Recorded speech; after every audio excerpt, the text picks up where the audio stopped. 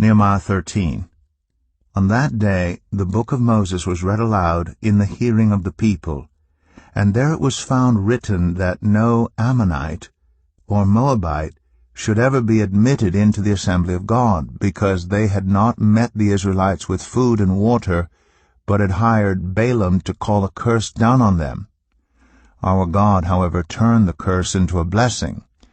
When the people heard this law, they excluded from Israel all who were of foreign descent.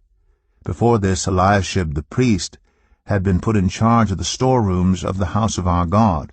He was closely associated with Tobiah, and he had provided him with a large room formerly used to store the grain offerings and incense and temple articles, and also the tithes of grain, new wine, and olive oil prescribed for the Levites, musicians, and gatekeepers, as well as the contributions for the priests.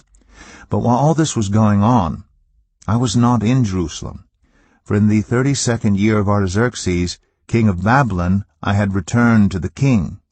Sometime later I asked his permission and came back to Jerusalem. Here I learned about the evil things Eliashib had done in providing Tobiah a room in the courts of the house of God. I was greatly displeased, and threw all Tobiah's household goods out of the room. I gave orders to purify the rooms, and then I put back into them the equipment of the house of God, with the grain offerings and the incense. I also learned that the portions assigned to the Levites had not been given to them, and that all the Levites and musicians responsible for the service had gone back to their own fields. So I rebuked the officials and asked them, "Why is the house of God neglected?" Then I called them together and stationed them at their posts. All Judah brought the tithes of grain, new wine, and olive oil into the storerooms. I put Shelemiah the priest, Zadok the scribe, and a Levite named Pedaiah in charge of the storerooms, and made Hanan, son of Zakur, the son of Mattaniah, their assistant, because they were considered trustworthy.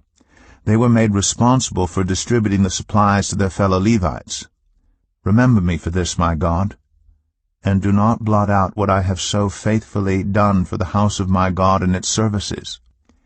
In those days I saw people in Judah treading winepresses on the Sabbath, and bringing in grain, and loading it on donkeys, together with wine, grapes, figs, and all other kinds of loads.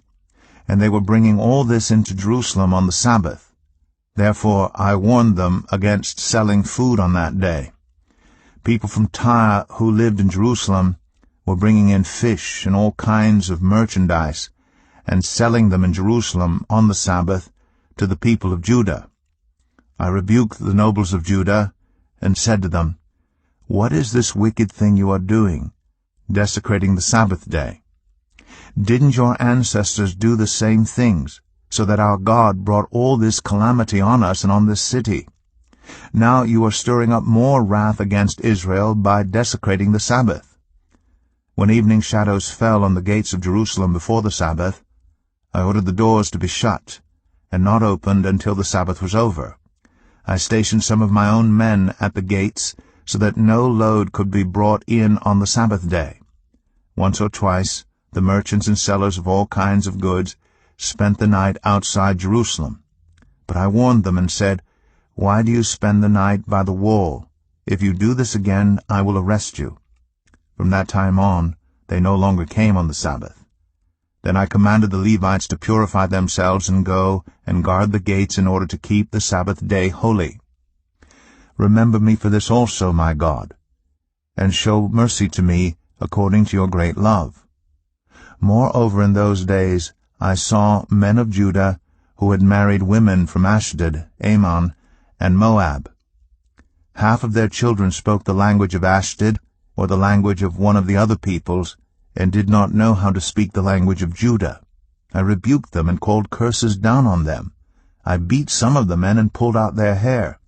I made them take an oath in God's name and said, "You are not to give your daughters in marriage to their sons, nor are you to take their daughters in marriage for your sons or for yourselves." Was it not because of marriages like these that Solomon king of Israel sinned?